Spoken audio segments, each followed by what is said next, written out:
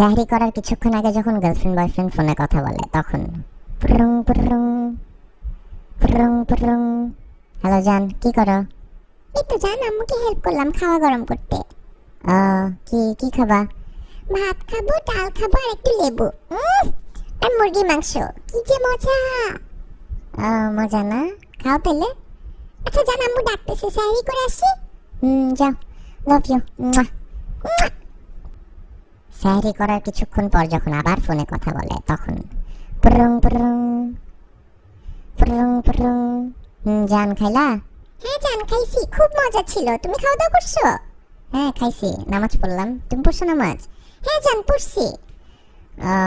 ঠিক আছে, কি করবা তাইলে? সকালে ক্লাস আছে না তোমার? যাও ঘুমাও, সকালই তো হয়ে গেছে অলমোস্ট। হ্যাঁ জান ঘুমাইতে যাচ্ছি। তুমি কি করবা? তুমিও ঘুমায় যাও, তোমার তো কোনো কাজ নেই। হ্যাঁ আমি একটু ফেসবুকে মেসেজ চেক করে ঘুমায় যাচ্ছি, এখনই ঘুমায় যাবো আর 5-10 মিনিটে। আচ্ছা ঠিক আছে জান, রাখি তাহলে। Love you. এইটা কি করলা? কই কি করলাম? এই যে মাত্র এটা কি দিলা? চুমা দিলাম। কেন, তোমার কমন সেন্স নাই? তুমি বুঝো না আমি রোজা রাখছি?